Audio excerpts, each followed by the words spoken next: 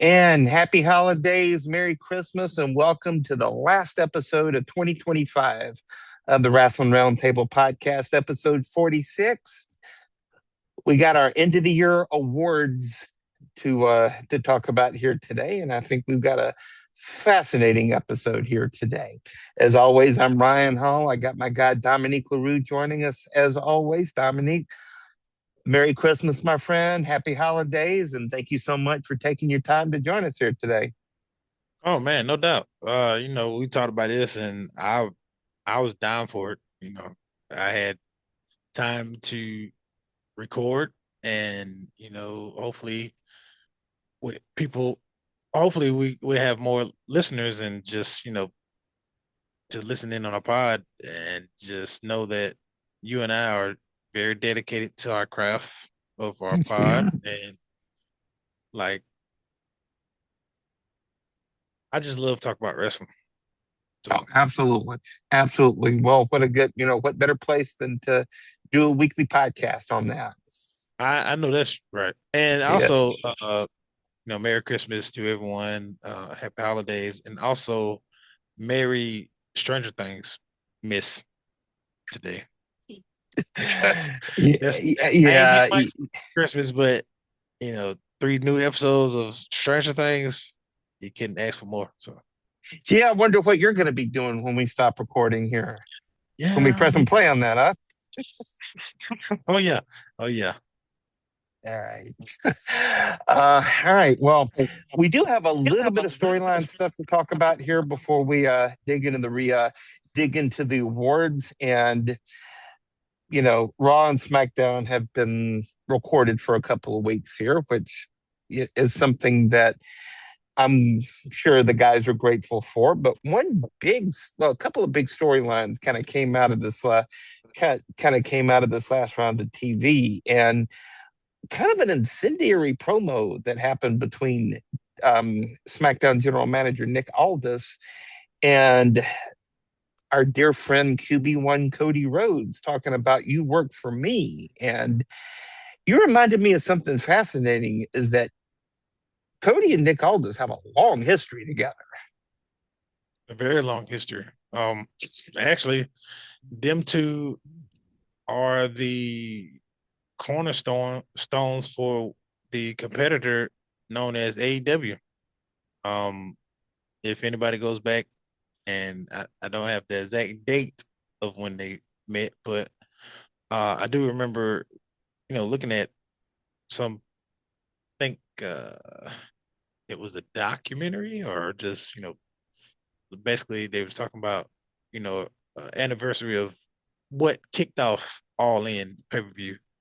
Mm-hmm. And Cody was one of the guys that with the Young Bucks started the promotion, well, the event All In, and him and Aldis wrestled, and also, his wife was there and other things. But it was very interesting to know that them two are the ones that started AEW, and then fast forward later, now you got Nick being the GM and Cody's the champ, but Cody's sitting there telling Nick that you work for me.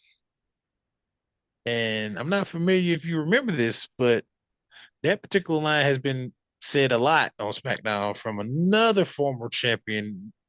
Some people may know him as OTC, Tribal Chief, Quarterback One. I like to call him the GM number one or owner number one, particular name known as Roman Reigns.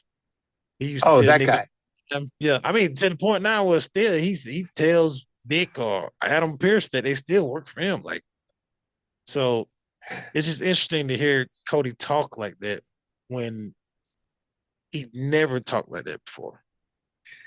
Yeah, no, it's very heelish, if you ask me. It's kind of like a go F yourself kind of heel kind of move, which I've been looking for a long time from that guy. Just Yeah, shows something different. Of course, I kind of sound like a John Cena fan back in 2010, but be that as it may, show something different. Show some fire, you know? yeah, but I want him to show some fire, but him talking like that don't get me hyped because you're not that guy in a sense. I mean, you could be that guy. Don't get me wrong. I mean, outside of WWE, we know Cody is very different in the indies, but what the way they're trying to make Cody, right? And they're trying to basically have him fill John Cena's shoes, and you don't pull the trigger on him being a heel last year with the whole Rock Save Your Soul aspect of it all. Um, and maybe they was going to have him become heel, but when you don't have the defining factor in that storyline not show up, or he's busy doing other movies and stuff, it's kind of hard to make a story out of thin air. So Yeah. I guess that's why they kind of pivot for John to like go heel in a sense.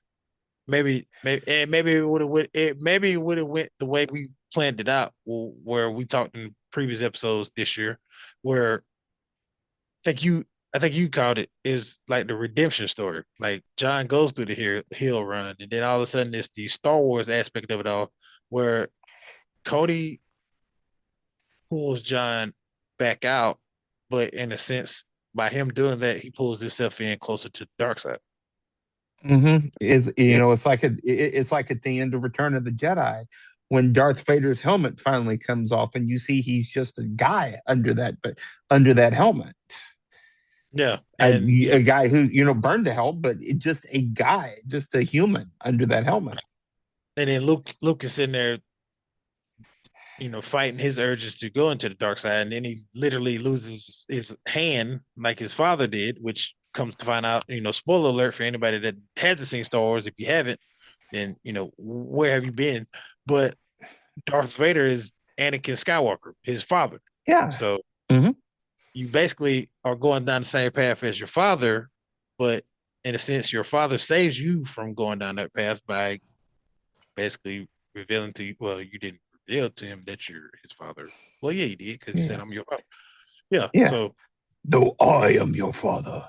oh my Yeah. God, that was classic. But Yeah. not to geek out for a moment, but Right. yeah, just basically in that sense of that type of particular storyline, and see, that's where my gripe is with WWE. Because we sit here and talk about it all the time with the WWE kind of like taking storylines from like other genres of entertainment, like Star Wars or Marvel or Harry Potter or whatever the case may be. Like those particular stories, they made sense through all the chaos that was going on. Like they had a stone set story that they were building around. With WWE, we have this cluster F of stuff going on. Um, the clear path obviously is Cody. Cody's got the undisputed title. I've always looked at that undisputed title as the say all be all. Like that's the mountain to climb. The world heavyweight Hmm. championship is nice, but like Roman said, it's a secondary title. Sorry, but you're not gonna sit here and put Jay with the undisputed title. You're not gonna sit here and put LA Knight with the undisputed title. You're not gonna put uh Kofi Kingston, the version now with the undisputed title. Like it, obviously you're not put Kofi Kingston now anyway anywhere near those two titles, but it's just the fact that like you have these handset of guys. Well, Priest, right? He got the world title, but you've never put him in that same breath for the undisputed title. And they only got a select few they have, but they barely use them. Like Drew. Drew's always been there, but he's never won it.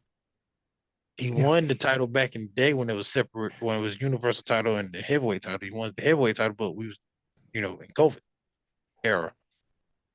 But what I'm trying to get at is before we get into our awards, excuse me, is that I need going into 2026. I need things to make more sense. I need things to, At the least. you know, captivate me, have me excited to watch again because it's getting to that point now to me where I kind of dictated away from wrestling is when it was going through that PG era period where they was putting John, like, no offense to John, but they was putting John like he was just unstoppable. Like he's just destroy everything. He's Superman. Obviously, he's Hulk Hogan, this, that, and the third. But it just didn't make sense. You were Yep. just basically, he's the guy that sells the tickets. He's the guy that's on everything, doing the promotions, wearing the nice, well, yeah, John Cena outside of the ring, wearing nice clothes. He could be the face of promotion, and we're gonna do everything we can to constantly keep him in things. Where with Cody, obviously Cody's doing movies, this, that, and the third, well deserved, by the way. But the character of Cody is kind of bland now because he went from that underdog story of coming back after leaving. And, you took your ball and ran, and like, it's captivating to see that, like, oh, he wanted to finish his story. He wanted to do this for his father. He wanted to do this for his family, blah, blah, blah. He finally does it. And now we're left with, okay, what's next? Because it's nothing captivating anymore. You finished your story. So, like, that's why Jey Uso's storyline was so captivating because it was like he was the second brother to Jimmy. He was the cousin to Roman. Yes. He was the tag team specialist, but never fought for, and I mean, a singles title. And then he started to blossom into something and then became the Yeet Master, as some say. And after that, it just it dropped the ball. And you could put that on Big Jay a time. little bit too, because obviously we saw it in WWE Unreal. He'd get gassed a lot. And like, what are you doing out of the ring? Are you working on your cardio? Are you trying to do things to like make yourself look good outside? So, I can't speak for Jay. We don't know, but he's back to where he needs to be, I guess. I hate to see that because I mean, you literally won the world title. Now you're going back being a tag team champion. That's kind of diabolical, but they've done it to Kofi Kingston, so it's not nothing new. Well, and to be fair, in my opinion, when he was hottest, it wasn't in his world title reign, in his world title win at WrestleMania, which was the first match of the whole weekend. When he was hottest was when he and Jay got beat by Sammy and KO in WrestleMania 39. That was 2 years ago. Hmm. My moment where I think he was really the hottest. The hottest is heels, let's say. Yeah, yeah, yeah, yeah. Pause. But it down the moment where I thought Jay was really like part of the crowd and people was like really captivated to him is when the bloodline was kind of imploding. Mm-hmm. Um, and Jay left the bloodline and said, I'm out. Deuces, ooses, Mm-hmm. and he got moved to Raw. So now he's sinking or swimming. Like, is he going to, you know, gravitate to us now that he's outside of the bloodline saga? Right? He did, obviously. But that's when I saw maybe what everybody else was seeing in Jay. Like, because he was doing a lot more talking. It was more emotional in his promos. And obviously, I mean, he's not the greatest promo mic talker of all time. He's not the greatest mic talker of all time, but it felt real. It felt from the heart. It felt like it wasn't something scripted. Like, when he became a catchphrase, that's when it kind of like it didn't go well. I, Because I thought when he was like, four letters, one word, yeet, I thought, okay, that's just something he does. But then when it became repetitive, I was like, okay, here we go. Now he got to put that on every little sentence he does. And don't get me Yeah. wrong, obviously The Rock does it. Obviously, somebody else I can't even think of the Stone name. It Cold. Stoko, yes, but I don't. It's, it's different when they do it. I don't know. I can't really explain it, but it's just like when he does it with his brother, it's fine. Like, the Usos is in your city and this, that, cool. But he always passed the mic to Jimmy, and Jimmy does the talk. And then he comes in with his, ad libs or whatever the case may be, but it's never like he starts to talk and then Jimmy follows. It's always Jimmy starts and he follows. So, But if you notice in a lot of these tag teams and a lot of these successful tag teams, um, it's rare that both members of the team are as good on the mic. Booker T was better than Stevie Ray in Harlem Heat. Scott was better on the mic than Rick in the Steiner Brothers. yeah. HBK was definitely better than Marty Jannetty in the Rockers. But at the same time, we always kind of felt like Jimmy was the one who was going to be the big, like, single superstar. Yeah. And to this day, it's December 25th, 2025. The man still hasn't won a singles title yet. The US And they that, like dang the US title in front of our face, like, okay, he gonna yeah, get it. yeah, yeah. And then, it's like the old, what was it, like the old, like State Farm commercial, like dangling. Oh, Oh, you're almost there. You're yeah. almost there. That's Yeah. one of my favorites of all time. Yeah, the old man when he dangling a dollar bill in front of the lady. He said, oh, Hmm. you got it. Oh, Almost there. man. Yeah, that's Yeah. yeah. Oh, hanging fruit that Yeah. never got caught. Yeah, exactly. Exactly. But I think there's, you know, I can. Does it happen at WrestleMania? Does it happen at Royal Rumble? Does it happen at WrestleMania? I think there's a very good chance that Nick Aldis loses that suit for one more night. He got For to one because I more mean, night in the ring. Yeah. I to mean, it just makes too much sense. SmackDown needs it for sure. Oh, you damn right. SmackDown needs it. SmackDown needs all the help it can get right now. Absolutely. And to shift to Raw, I think you believe this too, that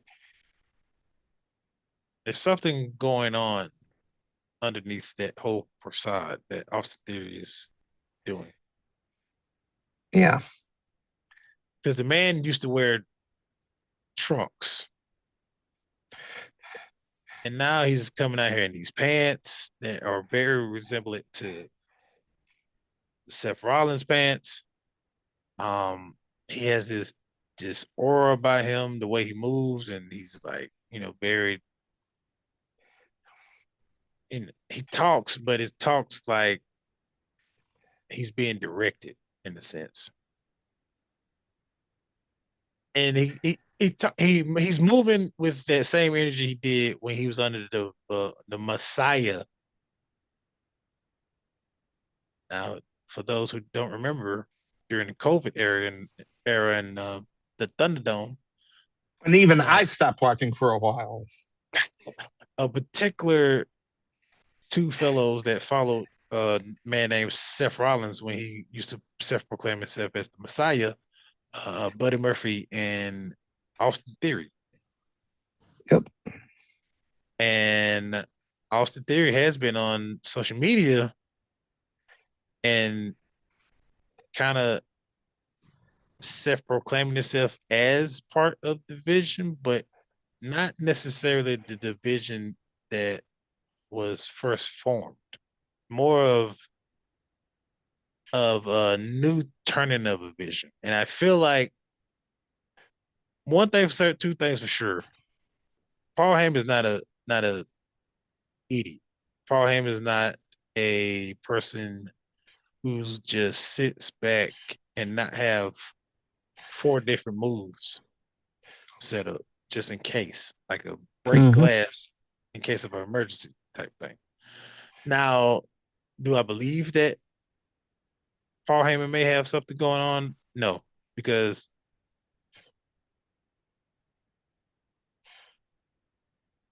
Seth Rollins, you don't double cross Seth Rollins without him getting his payback. Or, if you do, obviously he's at home spewing and sitting there. Or he could be on Netflix and cheering on the Vikings to eliminate the Detroit Lions so his team, the Bears, could be safely secured and not worrying about a division rival. But get back on to, the kayfabe of it all. The visionary doesn't sit back and just licks his wounds and I'm gonna get them when I get back. He starts that process within that night of getting double crossed. So I feel like when Seth, not Seth, when Becky told Paul he's already plotting for your demise when he gets back. From that moment she said that, that's when that plan started to play in of how we're going to get back at the vision. And this is one of the dominoes. Right. And it was around that time when that big hooded guy drops into the cage during war games and does what he did. Yep. And also to use Seth Rollins' finishing move. Like, why is he using Seth Rollins' finishing move in particular? Like, nobody, if I hate Seth Rollins or if um, you know, I can't really explain it, but the fact of the matter is like if I'm using someone's finishing move that you took out, am I using it to be petty or whatever towards that person that we took out, or am I actually using it to in honor of him to show you? Or matter of fact, that line that Austin Theory said last Monday night, he said the reason why I wore that mask is because I wanted you to feel my actions before you saw my face. I wanted That you was to cold. feel my actions before you see my face. Whose face we haven't seen on Raw since he got hurt or taken out of the vision? Seth Rollins. Mm-hmm. Whose move is Austin Theory doing to anybody and anywhere? The curb stomp. That's the Seth Rollins move. So I can't be there to get my payback, but I'm gonna send my second hand man, my right hand man, or whatever the case may be, to do my bidding. Because if memory serves me correctly, and I may be off with this, and I can't go back that far and even think about it because it wasn't even like it was crazy enough that Seth was going around just trying to poke Ray Allen. I mean, not Ray Allen, excuse me. I'm thinking basketball tournament, but Rey Mysterio's eye out with a steel chair. I mean, steel stairs. That was crazy. But to sit here and think like I No, that don't was think weird, is what that was. yeah, that was weird. But I don't think Austin Theory got kicked out of the group. I don't think that group just like, okay, well, Buddy Murphy and him had that thing where, Buddy was dating Rey Mysterio's daughter, blah, blah, blah. But I can't remember what happened with the Austin Theory aspect of it all. So I feel like they're finna play that back and kind of tie that into what's going on now. Like, Austin Theory never left. Some things happened, blah, blah, blah. So Seth called up and said, hey, do you want to run it back with me, blah, blah, blah. So they could go that route or whatever the case may be. Yeah, it could be. But for him to say, I wanted you to feel my actions before you see my face, that I feel like it's going to play back to when Seth makes his return to get his pound of flesh for what Braun done to him. Which is still a few months away from Yeah, absolutely. everything that we heard.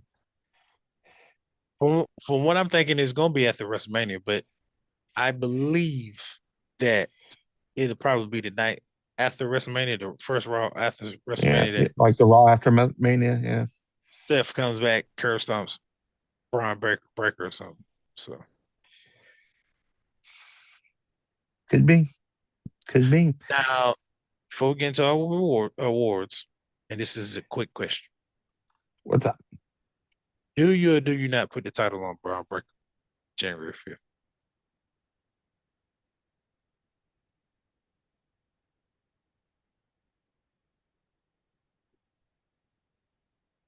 If you've got something longer than that moment, I'd say it's a good time for it. If you've got something longer than the viral moment, which, as I've said on this podcast many, many times, is one of my biggest gripes with Triple H's booking, is that he goes for the viral moment instead of the long-term story angles. But if you've got something that is just longer than that moment on Monday night, absolutely you do. I think it would. I think it would be a really good move. I also agree with that, and the thing that I agree with you on with that is the fact that if you put that title on Braun Breaker, not only are you saying that you believe in the group, not only are you saying that like this is what we're finna to get from now until potentially Royal Rumble or even further on to WrestleMania, but to give or take whether Royal Rumble or WrestleMania, that's TBD. But if Braun is to have that title, and we've said this all throughout last year, we've seen the writing on the wall. Like they're trying to push Braun to be the guy, like the main eventer, the next To big the thing. freaking moon. To the moon. Yeah. So you have to put the title on him in that aspect. Um, CM Punk with or without that title is going to be fine. Yeah. Made Um, guy. as much as that, because I mean, obviously with Seth Rollins' injury, it sped up the process of them doing the title on Braun. They wanted to do it probably in the middle of 2026, probably even closer to SummerSlam. I don't know, maybe Royal Rumble, maybe WrestleMania. Obviously, they wanted Roman versus him, kind of get that passing of the torch, like I'm the big dog now, blah blah blah. And hell, to be honest, I don't even think their plans just pretty much went up in smoke, and now they just throwing stuff against the wall to see if it sticks at this point. Yeah. Because I mean, after the terrible 2025 that we had to experience this year, Hmm. from ESPN apps to the R-Truth cutting his hair off, like you never know what we have in store, like what they have in store for us, or where we're going with it, because it's just been a whirlwind of WTFs. A whirlwind of WTF. Exactly. So Yeah. Well, one more note on that. One more note on the potential Braun Breaker title win. I could see them doing a Braun Breaker title win if Roman Reigns wins the Royal Rumble and challenges Braun Breaker at WrestleMania.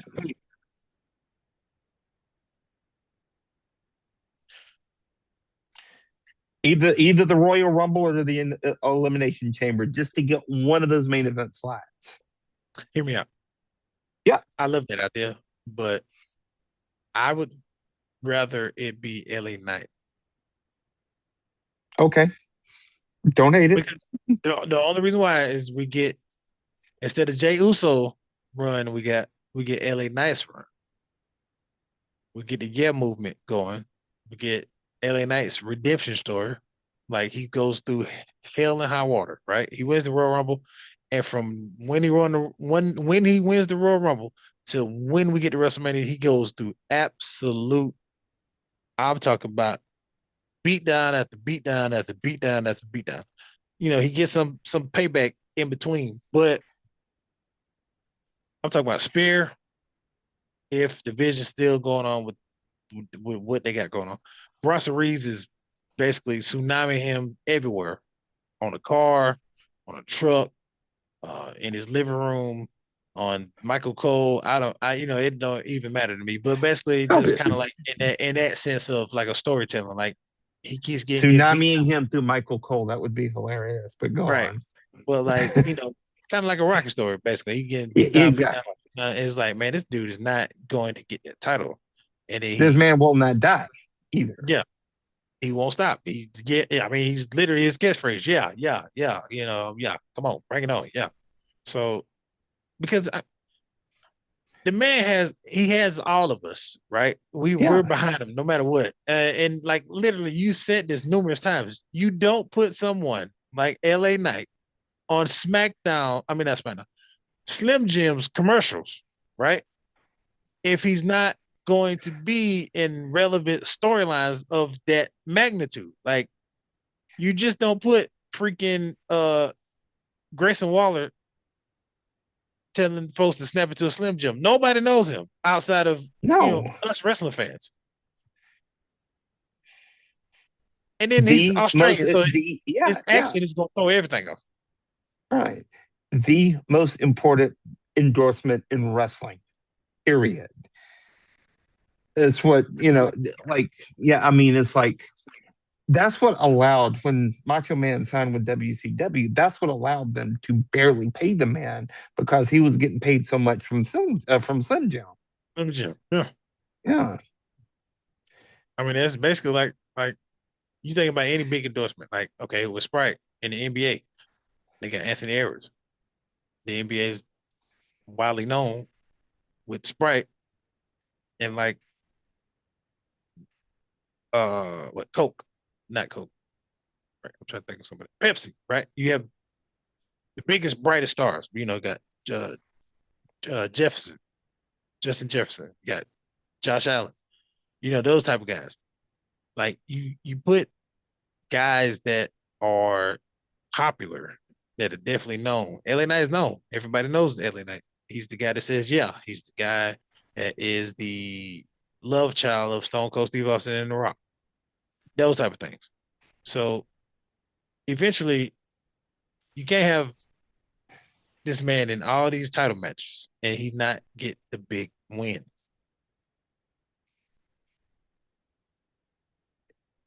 And he's still incredibly over with the fans. He's still incredibly over as a babyface. Yes, his music hits everybody. I like every time I see Raw or SmackDown, whatever show he's on, all the fans are eating it up. Yeah, Mhm. yeah, and like at With some point, everybody saying, yeah, it's kind of like the 6-7 thing going on. Like, well, like I don't get it. I don't want to get yeah, it, but it is what it is. So yeah, yeah. Well, I think we're probably both too old to get that. yeah, I just go Yeah. along with my daughter now. She says it, I just like, yeah, yeah, okay, I got it. Yeah, Okay. Yeah. can't fight it. It's just the equivalent to suck it from back in our generation. Yeah, Like, pretty much. Pretty hey, much. hey, Yeah. suck it. And they'd be like, Yeah. what? Principal's office now. Yeah. Yeah, yeah. Hey, what you got that on the back of your shirt? Take that off. Yeah. Pretty much. Yeah. All right. Well, you want to do some year-end awards? Oh, I've been waiting for this. Oh yeah. Yeah. No, I've been looking forward to this. So here in our wrestling, this is our last episode of the year. We're taking next week off. Um, for the new year, we're going to be back with a recap episode of the first the first Raw of 2026 with that main event match with CM Punk and Braun Breaker. But time to talk some awards. So what we're doing here, we're naming the male superstar of the year, female superstar of the year, the moment of the year, the match of the year, and our least favorite match of the year. And let's start with the male superstar of the year. Now, as I said in our pre-production meeting, you may laugh when I say this because I've got a history with this man. Yeah. But he's been as valuable as he has been over the course of the year, multiple titles, WrestleMania moments, the most inexplicable attraction that women have for the man. I'm talking about Dirty Dom Mysterio as my male superstar of the year. Now, full disclosure, in our group chat, one of my most common questions was, why is this man so useless? But he makes it so easy to hate him. You And know, he's he makes it strong. so easy to hate him. He's great at it, just nuclear at it. I can see. Yeah. Like we've said that numerous times. And then like to see the growth that not only that his hair went through and that godforsaken mustache he wears, Mullet, but yeah. all talent in the ring. We easily have seen his progression week night in and night out to the point where you got no choice but to respect Yeah. his project. I mean, like his product.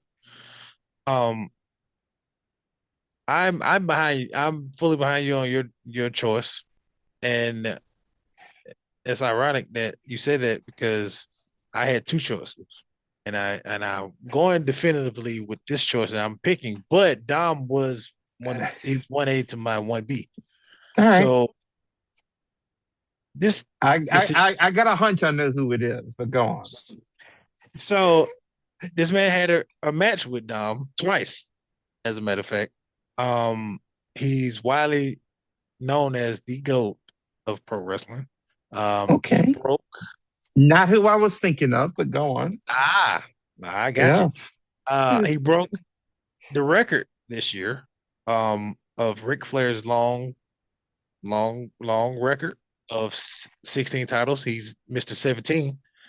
I do pray and hope that we do get to witness that day where he does shake the person that hits 18, which I really think that it should be Randy Orton. But you know, with the day and age we're in, TKO could poo on that and just tell us to go F ourselves about that record. So with that being said, my pick is John Cena. Okay. And the reason why is not only the fact of, obviously his retirement tour or whatever the case may be, but the fact that this man cleared his schedule, right? He dedicated this whole entire year of not only giving us some moments that we'll always remember and cherish. Um, he went all out. I'm talking about from doing moves we've never seen him do to paying homage to all his old opponents that he wasn't able to wrestle against. The overall journey that we went on this year with Johnson, it was a must watch every night that we knew he was going to be on. Um, Agreed. the infamous, and this will be in the record books of all time, the heel turn that we never really asked for because we kind of got to that point in our lives where we was like, it's never going to happen, but we was appreciative of it happening because it was more of a like, I can't believe you're doing it. But this is great because like we getting all the stops on this retirement tour. But when you let other people dictate your retirement tour, it fell flat before you even got going. Yeah.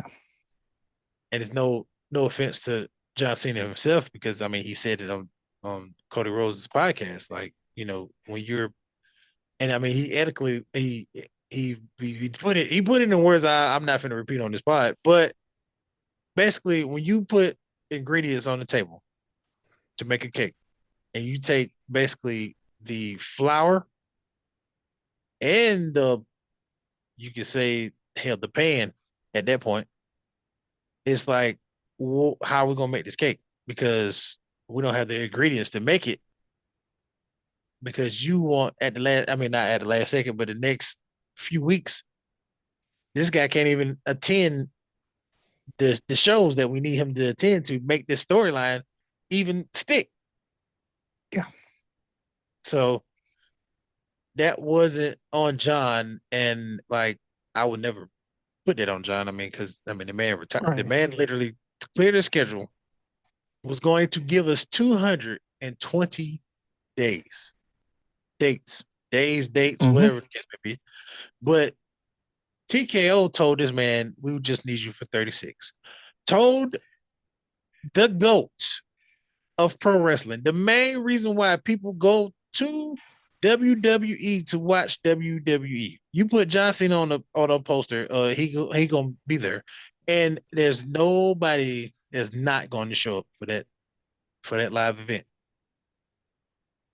Tell this man we just need you for 36. That's like telling Michael Jordan, hey, I'm glad you coming back out of your retirement. We just gonna need you for the All-Star game. What? That's Michael freaking Jordan.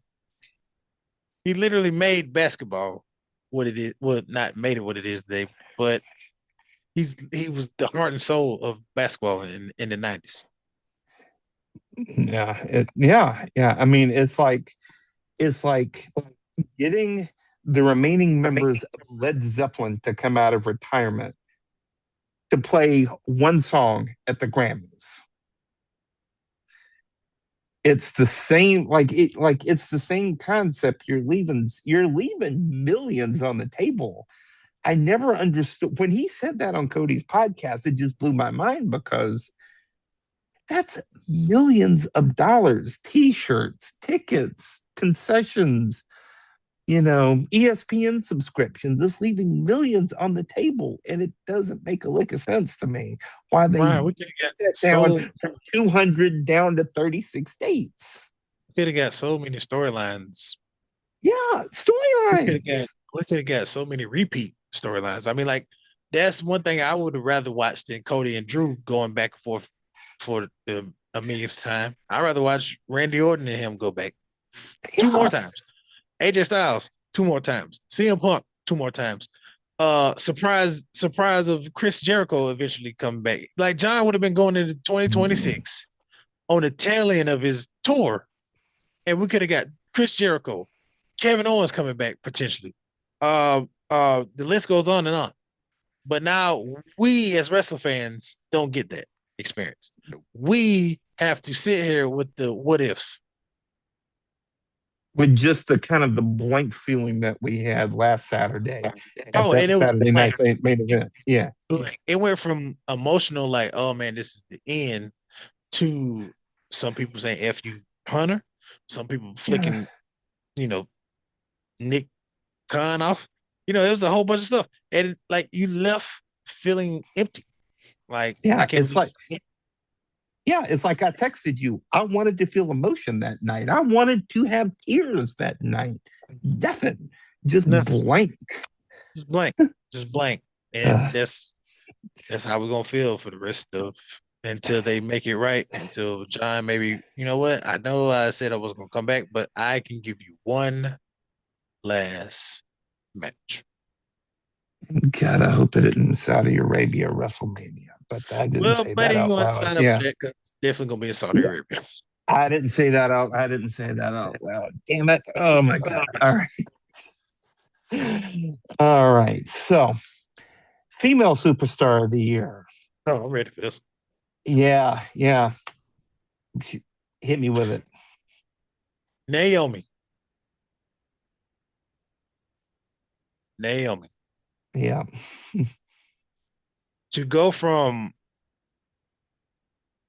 taking out Jade, and obviously it was right on the wall. I mean, anybody can figure that out. Like she Yeah. just up and pops up, teams up with Bianca, is carrying the tag team belts, and everybody's trying to figure out who did it, like an episode of Clue. And obviously, all points go to the person that's standing right next to you.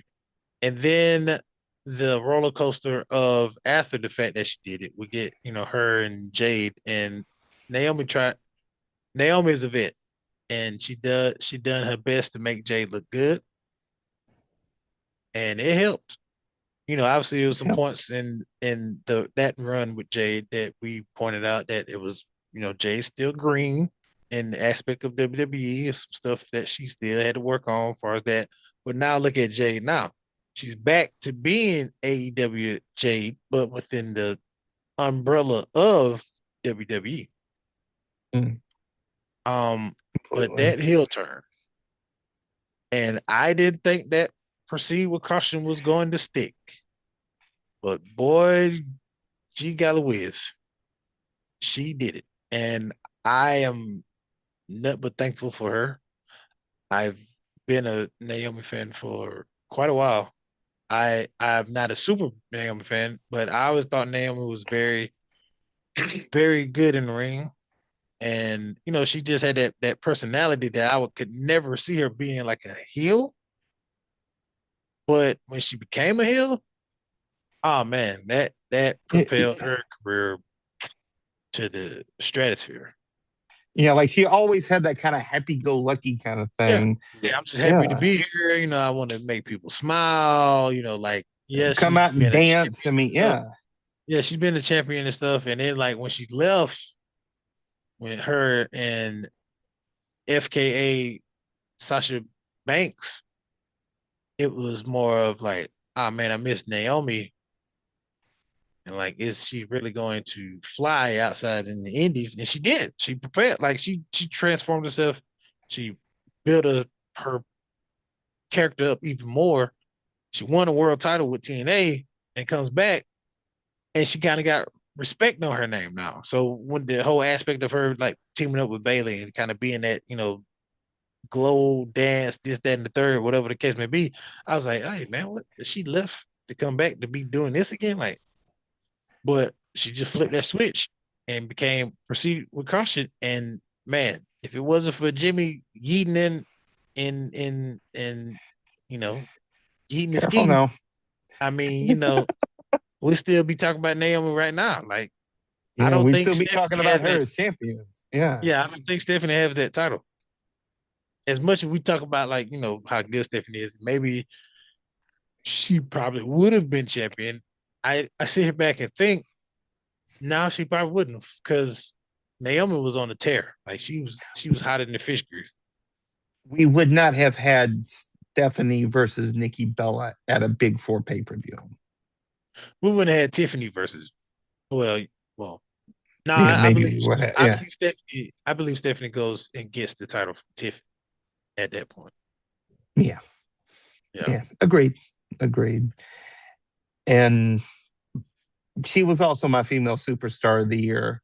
Um, primarily because just to kind of echo everything you said about her, it wasn't so much, in my opinion, her heel turn, but her heel run. Because when she kind of flipped that switch, because it's like I said, she always like her personality and just like her in real life personality, kind of felt like she was like this happy-go-lucky kind of and like grateful to be here kind of thing. But when she flipped that switch into this whole proceed with caution, like when it came out that she was the one that took out Jade Cargill, that was money. That was absolute money. And, it was not so much her heel turn, but her heel run that kind of cemented it for me. Yeah, absolutely. And it sucks that we got robbed of her and Bianca potentially, feuding, and then maybe Jade get mixed into that three to make that particular drop out of feuds, and that probably Yeah, would have made SmackDown enjoyable. Well, yeah, SmackDown enjoyable because Bianca's on SmackDown and Jade is exactly. now on SmackDown, ironically, and then Yep. Naomi. So Yeah, because that's WrestleMania material, if you ask me. Jade, yeah, Naomi, and Bianca, that's WrestleMania territory right there. And the fact that Jay was like, I I took an L to not Jay, excuse me. Naomi took an L to Jay and said, "Bump this. I'm finna go cash in on Raw and steal the title from Io Sky." Now, wasn't that some crazy stuff? That was, yeah, no, definitely female superstar of the year, and it wasn't even close for me. Wasn't even close. There's nobody Yeah, like we can sit here and say like Liv, blah blah blah, this and that third. Liv is cool, but like nah, nah. yeah, She had Dom with her, and it's like I get it, but I've always been that type of person as far as a heel. I don't like when they use um back in the day we call them ballets in the wrestling world, obviously. But I don't like when you use help to win matches. Like you just figured it out on your own. Like at one point, when Roman was the tribal chief, I hated when the Usos came out. Like I wanted Roman to just do what he been doing, cheating, kick somebody in the balls, uppercut him, when the refs turn, do some tactical heel stuff. But like when the Usos came out, I'm like, oh, here we go with the shenanigans. Solo came out. Oh man, come on, man. This make you look weak. yeah, So yeah. All right. Moment of the year. For me, I think it was John Cena's heel turn. Now, hear me out. It was the moment that I think we've been really looking for. Not so much his heel run, that's a different story, but his heel turn, that whole segment with The Rock, and he who shall not be named, who we're going to talk about in our least favorite moment, but like that whole segment was money. Like the shock of John Cena kicking Cody Rhodes in the balls, just like it took me out. It took me all the way out. The execution, the actual story of the heel run made about as much sense as calculus, made about as much sense as OPS in baseball. I mean, it didn't make a damn bit of sense. But the actual moment itself was one of my favorite moments I've seen in wrestling in many years, probably since Hulk Hogan's heel turn all the way back in '96.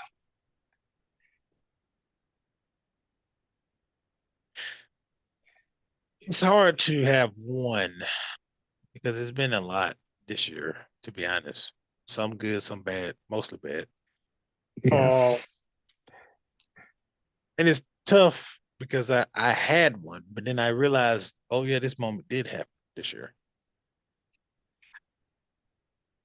Now I have one I'm definitely just gonna go ahead and say, but then this one definitely I got to say. So the one I definitely have to say is AJ Lee coming back.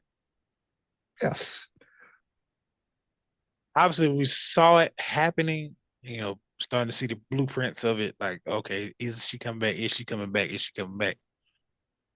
But when that moment and that music hit and light it up, just light it up, that roof in Chicago literally blew off because That was magic.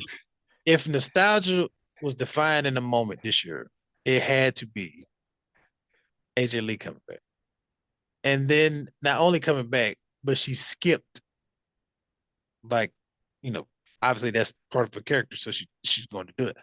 But her skipping, it took me back. And it made me feel like a kid again. It made me feel like, oh snap, AJ Lee's back. So it had a rushing emotions like, Paige is gonna come back. Chris Jericho's gonna come back. Like people that left, like Cody, is going to come back. True, I even thought, his contract is until 2027. Dean Ambrose. So it was just those emotions, like, oh my God, this is incredible. Like, I can't believe this happened. Like stuff like that excites me about WWE. I mean, who would have thought we sit here and been talking about CM Punk in part of a storyline last year? But that's definitely the one I had to talk about. But I mean, not had to talk about, but definitely felt like I Right. needed that number one. But number two, R-Truth cutting his dreads and calling himself Ron Killers. I was like, Yes. what is going on? What are we doing? Like, it, I for him to switch it up, from being the bubbly, goofy, 24/7, 7-Eleven, blah blah blah, you know, champ to he coming out attacking John. He's cutting his dreads off, and I remember the dude in the crowd like, and dreads. That's a long time. People grow their dreads out for 45 years, and like Yeah. to have his hair for that long and then cut it off and then goes into this I'm Ron Killings, and I'm like, okay, is R-Truth dead? Like, what are we doing? Like, it's no more R-Truth, and going into this aspect of him being like crazy or whatever the case may be, I was excited for. Yeah. But then to flip it, and I could easily put this as the least favorite moment of the year. Um, you just make him go back to being dumb, R-Truth. Like that's crazy. But like I'm not putting that part in my least favorite because I mean obviously we definitely know Right. what least favorite, but it's just that particular moment. It really like is one of the best moments of of that year for me as far as wrestling. I mean, it's Yeah. still more I could say, but that definitely took the cake. Yeah, no, completely, completely. And just to kind of piggyback on that, I'm reminded of my favorite CM Punk promo over the year when he came out on that Monday Night Raw after John Cena's heel turn, and jumped That on man, top of the like just on top jumped on top of the announce table, started cursing, calling him a bald fraud and all that stuff. That was a hell of a moment, but same as the Rocket not going. in my opinion, not as good as John Heat, like the actual moment at um at Elimination Chamber. Yeah, but that was Yeah, yeah, that moment will live in infamy for sure. Of John turning heel. completely. All right. You want to hit least favorite moment next? Yes, All right. and I All wrote quite a right. few. So Yeah. Yeah. Well, there were a few for me. That there were definitely a few for me that came out. Um there was, of course, there was the whole just what are they doing with John, just what are they doing with John Cena's final run, all that stuff. But yep. without a doubt, and it's not even close, my least favorite moment of the whole year was that WrestleMania Night 2 main event and Travis Scott, just the way that they milked that, the way that he just like practically crawled down to the ring. It just killed the emotion of that match, just killed the feeling of that match. And it didn't mean anything. It didn't mean anything. That was John Cena's first heel match in 20 some odd years. It was at WrestleMania. It was at the main event of WrestleMania. It didn't need to happen. It did not need to happen. And and he had to come out with that effing song. I know it's his song, but he had to come out with that effing song that was played 9,740,420 times over the course of that weekend.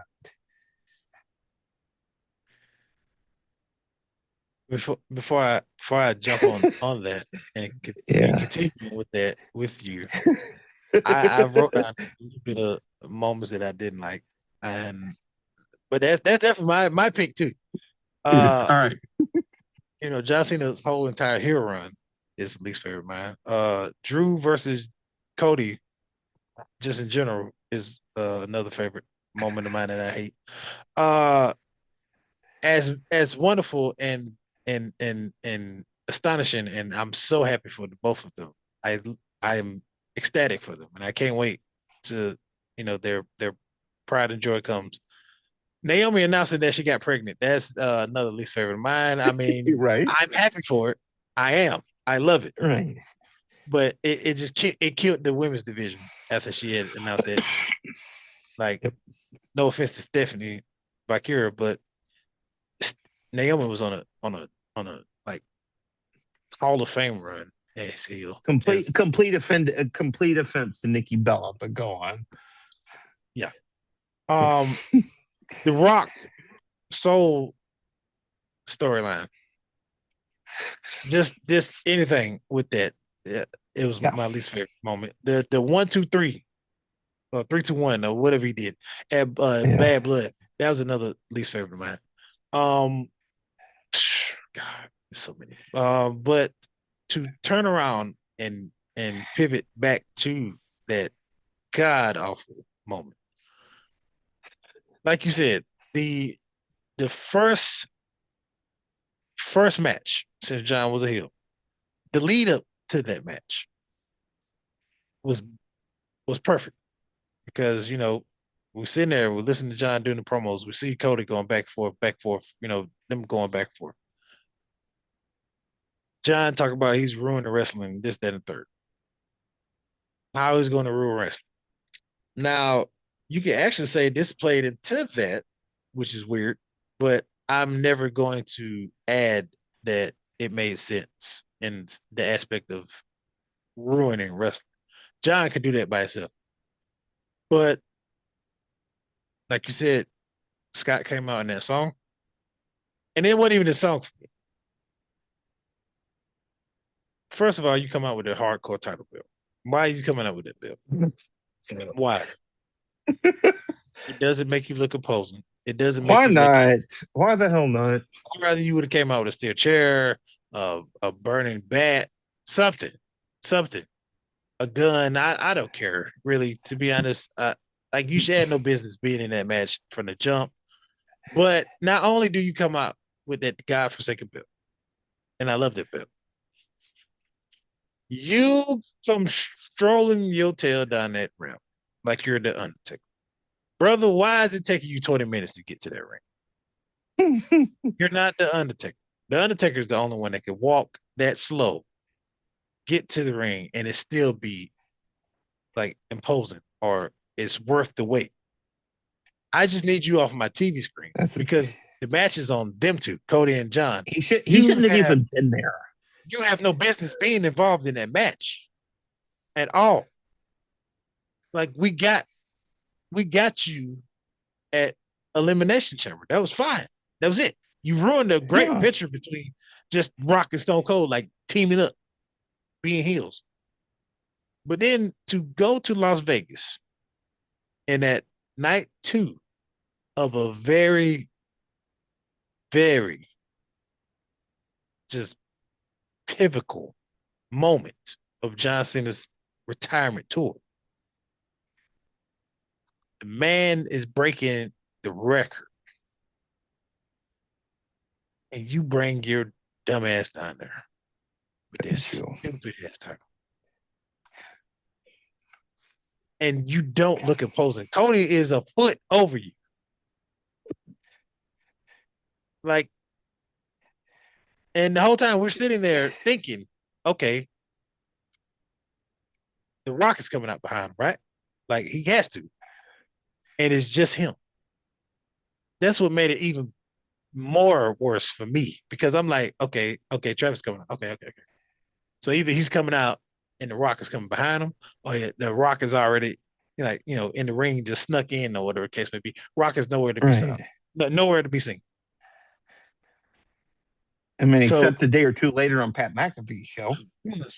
But it's just, oh my, this still gives me. It gives me. Yeah, breathe. Burns, yeah, burns my biscuit. It boils my blood. I feel like I'm getting an ulcer. I'm finna get an ulcer just thinking about it. I feel like I need a drink right now. I feel like I need drinks like Stone Cold. Just crack four of them and just pour them. Right. Yeah. Like that was Yeah. that was that was the most God forsaken. Like I just want to I mean, wash that moment out of my brain. Like use one of them Man in Black instruments and just forget that moment. I'll I have mean, like a concussion and just don't even remember that match. my kingdom for insomnia, for not insomnia, but memory loss. Yes, memory loss. Yes, because Yeah. You know, and I'm not against celebrity involvement in wrestling. I'm no, really not, because there have been so many. Have there been great matches? Usually, no. But there have been some fun moments, like Muhammad Ali getting involved, yeah, like Pete Rose taking tombstone after tombstone back in the day, or Mike like Tyson. or Mike Tyson, Mayweather, and Big Show going, at WrestleMania. Jelly Roll taking that table spot from Logan Paul was a fun moment. Jelly Roll just taking spots in that match. It was crazy. Yeah, yeah. But Travis Scott, tra- um, trying not to get this, trying not to get our podcast demonetized here from what I really want to say about this. But Travis Scott had no business being in that stadium. They already paid the man enough, probably, for that godforsaken song. He had no business being in that stadium. He had no business being in that ring. He had no business. You, stay in the stadium. I don't care, but don't come out of the curtain. Don't come out of the curtain, because, like, it's like you said, Cody Rhodes is, God, probably. I mean, I know he's listed as like 220. He's probably, walking around 230 and change. Right. John Cena is probably around 250 at his, at his peak. Those are a couple of large human beings. Travis Scott is 150 pounds if he was just came out of the swimming pool. Right. And and while we talk about it just it pisses me off even more because we're going back to the scene of the crime. I would have been I know. fine if we don't go to Las Vegas for the next 5 years, but to turn around and like literally go a year and then go back to Las Vegas, and then this by far is probably the least favorite WrestleMania in recent years. Like probably since we became like our wrestling group got together, and I'm talking about this is crazy. To even mention this probably being the worst WrestleMania compared to like the COVID era WrestleMania where there's no fans, it just just them doing it. And kudos to them for having WrestleMania the way they did. It was good, even without a crowd. Like it's only a handful of matches out of both night one and night two that was worth even watching. Right. Main event triple, which was a triple threat, which is crazy. The triple threat that's kicked off night two. The John Cena versus Cody, if Travis Scott wasn't involved, and then Jay winning the world title. Like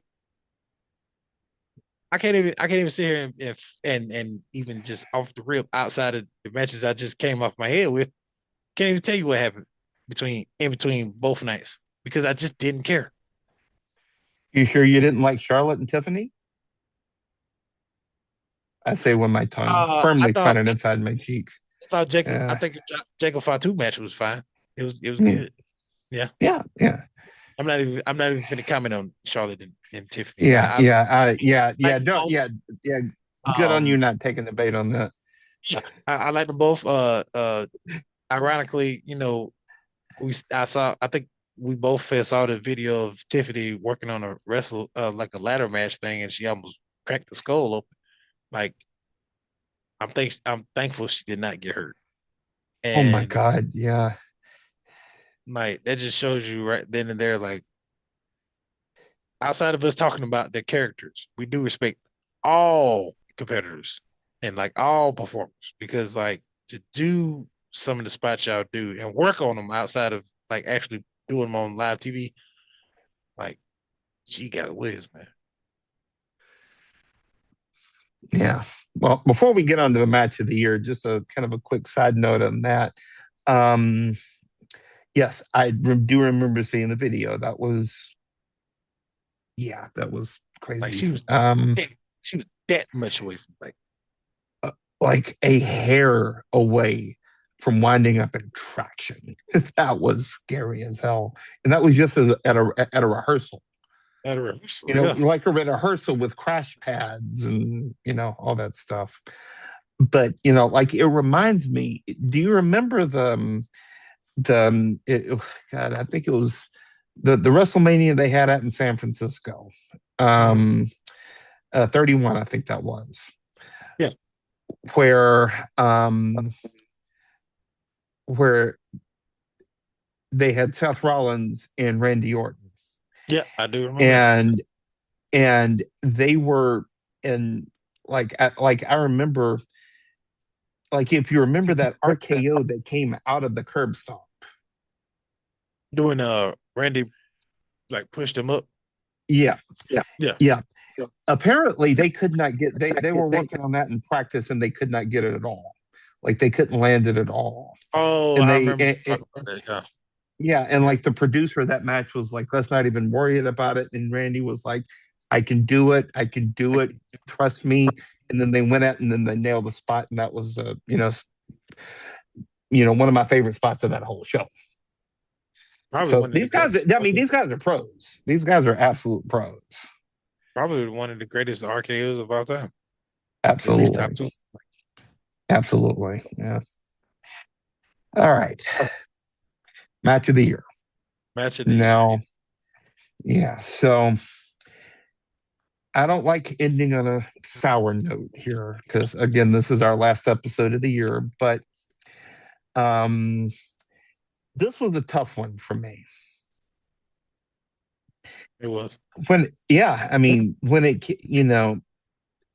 came to match of the year, I had several, several that just like had me at the edge of my seat. Um, there was Sammy and KO at Elimination Chamber, that unsanctioned match, which just knowing the personal history of those two men and the fact that they were best men in each other's weddings and love each other like brothers, like how violent that was. And I'm not a huge fan of violent matches, but that was fun. That was one. The women's triple threat at WrestleMania between Io, Rhea, and yeah, but that women's triple threat was masterful.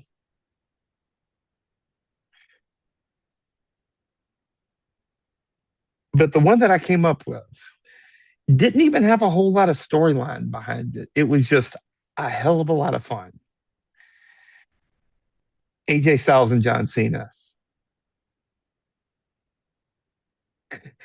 I mean that I think was just kind of it's like I said on that podcast, I said on our text, I said in our group chat, it was just a love letter to pro wrestling. It was just two guys who have been around the world 10 million times, have taken 10 million bumps, just going around the world. And, you know, I mean, it was that was just a beautiful match.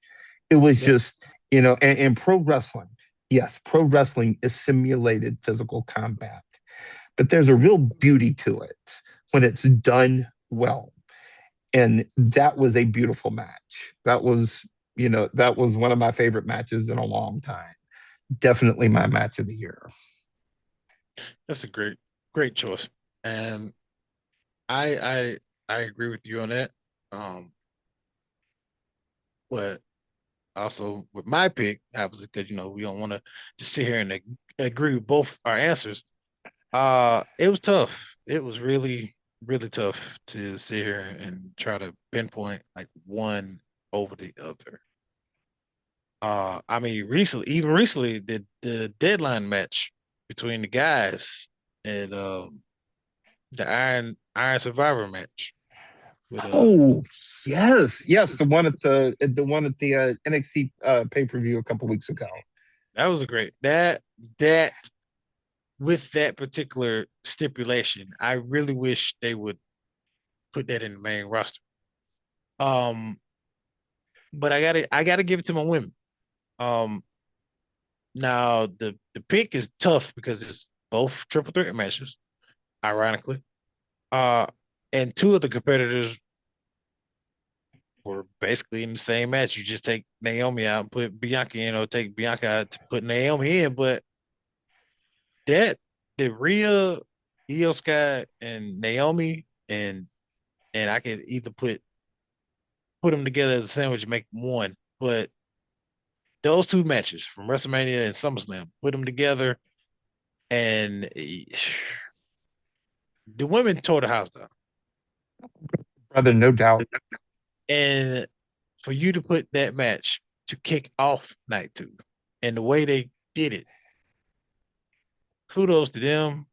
You get my respect and love for that match because obviously it had storyline going into it. It had um Bianca, and I thought from the Io Sky and the Bianca and the Rhea that we was going to potentially get Rhea versus Bianca because that's how it felt.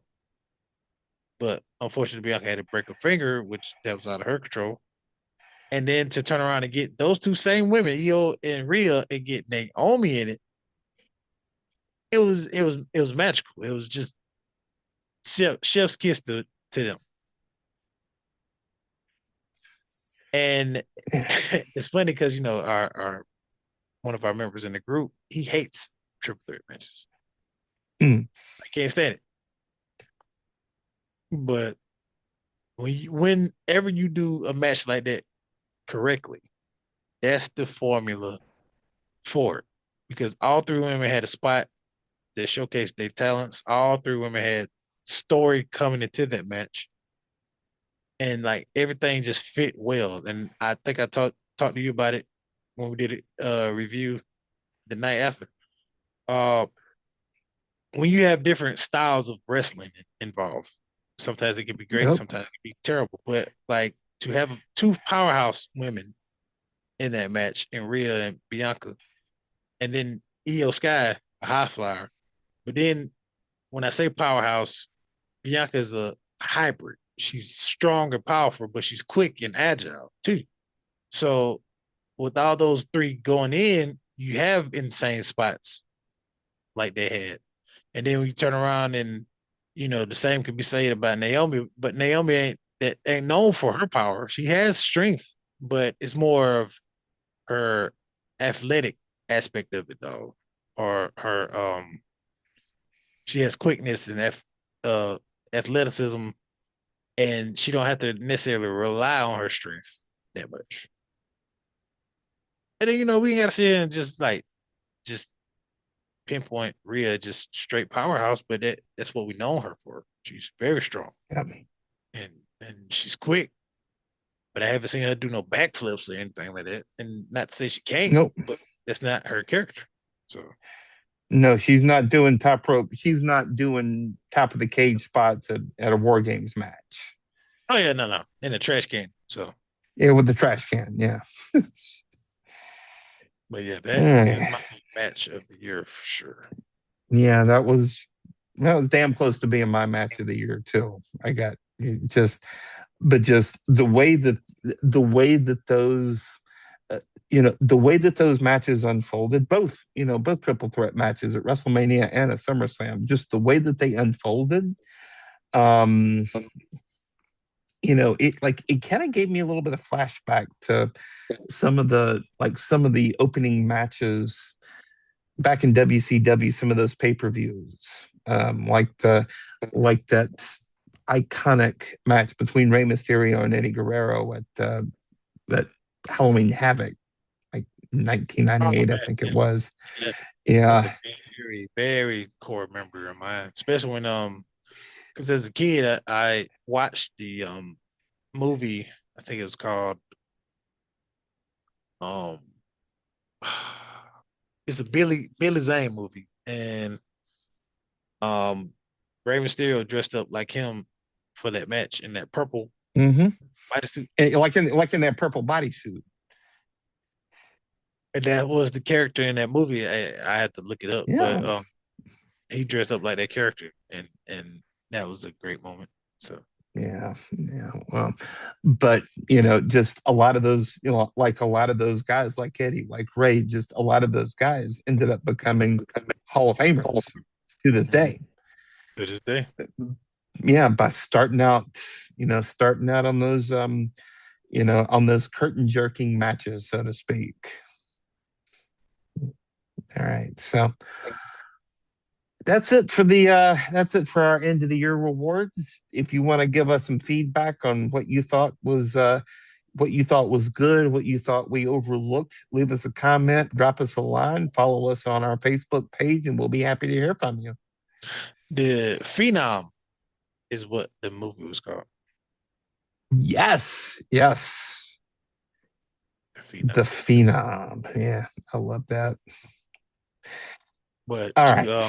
to ditto off my bro here, we just wanted to wish everybody that listen and follow and comment and give well wishes to us. Thank you, happy holidays, Merry Christmas. Um, we appreciate everybody. Hopefully, we get new members in leading to next year and beyond. We're very appreciative of the opportunity to do what we do. We poo-poo on WWE when they do dumb things, but we do appreciate it because I mean it gives us things to talk about. So It does give us things to talk about, but we've been following this business. Both you and I have been following this business for a long, long time. There's been high points, there's been low points, and there's been all kinds of points in between. And I hope to see some high points going into next year. That's all I got to say about that. absolutely. And Yeah. for everyone, we're definitely we want fans in insight. We want y'all to join in on the convo, leave us like, comment. Um, we want to continue like to post more topics, join in on the conversation of what we talk about. And also we're gonna try to branch out even more. We're gonna try to, hopefully one of these days, maybe do a live show watching one of the shows with PLEs. And hopefully we get some guests, more guests going into I love 2026. I would love it. I would absolutely love it. One more thing I want to touch on briefly. Going into 2026, what's one wish you hope to have? Just one. One New Year resolution I want to have for WWE.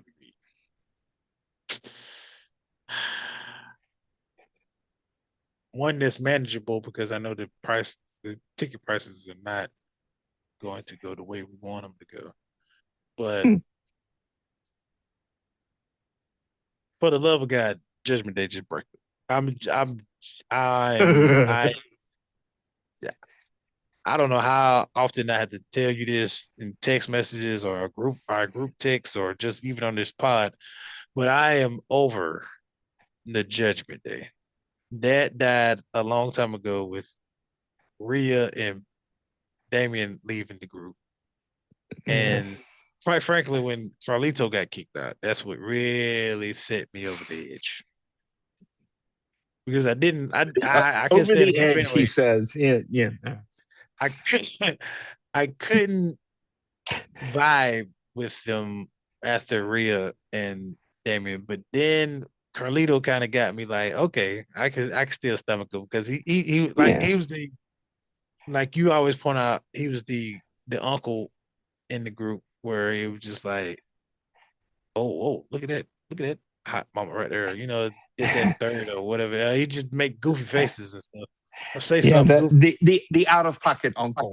The out of pocket uncle. Thank you. And then those spears he used to get from Braun was just, Oh, especially that one in particular when Braun speared him and ended up doing the front flip. That was insane. yeah, yeah. Speared that man so bad he got future endeavored. Yeah, speared him so bad he ended up being at another promotion instead of WWE. So Exactly. that's, Yeah, exactly. but the PlayStation is still around.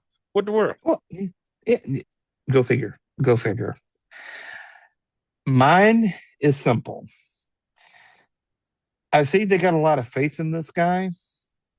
I just hope they don't turn him into just. I hope they don't turn him into just a human high spot. But don't screw up Javon Evans. Thank That kid, you. that kid has got more potential than anybody I have seen in a long, long time. He's athletic as hell. He's got charisma. He's green, but do not screw that man up because that man can make a lot of money in this business. Speaking nothing but facts there, my brother. Yeah, Nothing but facts. please don't screw that man up. I beg of you. Absolutely. And Yeah. I do got one more. I do got one more. Yep. What you got? Well, I did say one, but go ahead. Since we are going into Saudi Arabia, right? That only means to me, if you want the particular prices that you're trying to sell, because obviously, they're gonna get their money anyway, because Saudi Arabia, so those fans they eat up anything like it's just mashed potatoes or whatever.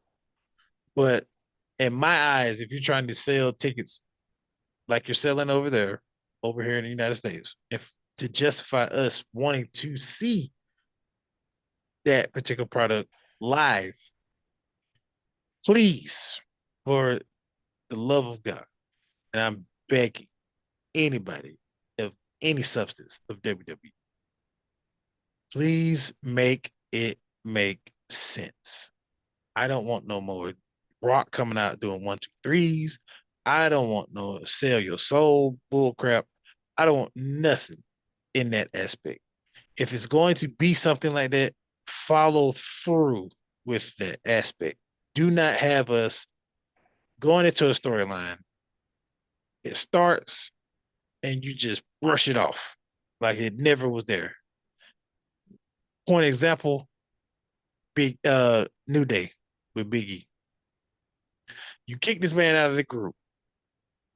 This is one of the most beloved groups of all time. Beloved. One of the most beloved members of all time, too. It's so beloved that they got a series called Bootios. Okay, let's just put that out there. They got a series called Bootios. Everybody loves it. Like, justify that. Okay. These dudes kicked one of the most beloved characters in that group out of the group. So you talk about heat. That was probably more heat than John Cena turning heel because we was peed off. Like you kicked Biggie out of the group because he broke his neck. It wasn't him that broke his own neck. But then you do that and they do nothing with that after that. It's just now we just don't like New Day. You don't do nothing. They don't go win the tag team titles and like rub it in Biggie's face like we did it without you, blah, blah, blah. And then Biggie's sitting there like sad and just that the third. Biggie's sitting on the pod. I mean, not pod. He's sitting on the post show thing, just doing his job. And then like New Day is walking around like, you know, oh, why y'all hate us? Because da da da da da. But it was like, what was the point of y'all doing that if you're not going to take that heel heat and be one of the biggest heels on Raw? Y'all are an afterthought In the at this point. company. Yeah. Y'all are basically a stepping stone for the Usos to get back into the tag team division. That was it. And then you got Grayson Waller over here looking like the dude off a freaking night at the Roxbury's. He's just a sore thumb in the New Day.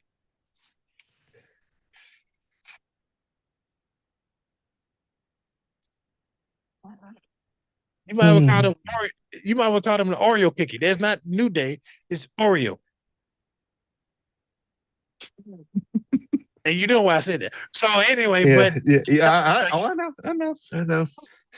but I'm it being just careful not to laugh too much at that. Yeah. yeah. But I just really need the WWE, the creative team, to formulate a plan. If we get on here and watch season 2 of Unreal and stuff don't make sense on that, I know we're doomed. Yeah, yeah. I think that's a good note to wrap this up on, man. This, Yes, I've had a absolutely. hell of a man. I've had a hell of a lot of fun doing this with you this year. This is episode 46. We got episode 50 coming up here in January. Probably even a Royal Rumble recap show, which is going to be, if my math is right, which That is may be going to be, 50. which could Whoa. very well be fun. And I've had a hell of a lot of fun doing this with you. Love talking wrestling with you, my guy, and I can't wait to do it again in 2026. Oh yes, absolutely. This has been the best. This has been the best highlight of this year for sure. Number two, obviously, is meeting Mick Foley and getting the autograph, which we're still waiting on more viewers, more follows, so we can get to 100, so we can do the drawing. But doing this podcast has been awesome, and I love it, and I want to continue doing it. We're most certainly going to continue doing it. Um, man, it's been it don't even it just feels like I'm just talking to you like we're talking in the group, like talking about wrestling. Yeah, yeah. I mean, it's just sitting. It's just like we're sitting next to each other at a bar, having a beer, talking wrestling. Yeah, It ain't that absolutely. deep. Yeah. And wrestling, pro wrestling is one of the most ridiculous forms of entertainment out there, but we both love it. And A dear can't friend wait of to mine talk. says it's grown man drama, basically. That's exactly what it is. It's like watching CBS and watching, Young and the Restless and stuff, but instead of them in suits and stuff, you see them in trunks, sweating, Yeah, yeah, sweating and oiled up, oiled up. big meaty men. Yeah, yeah. I was about to All finish that right. statement, but kudos Biggie. Like that's an all-time Yeah. favorite line, and I miss Biggie being in the ring. Yeah, yeah, absolutely, my guy. Well, that'll do it for 2026. That'll do it for episode 46 of the Wrestling Roundtable podcast. You can follow us on YouTube, Apple Podcasts, and Spotify. Don't forget to follow us on our Facebook page so we can give away that Mick Foley autograph t-shirt. And until we eat again in 2026, for Dom LaRue, I'm Ryan Hall. Thank you so much for watching. Thank you so much for listening. And until we eat again, take care and so long for now. Merry Christmas. Merry Christmas. Happy New Year. And let's go watch some wrestling together, shall we?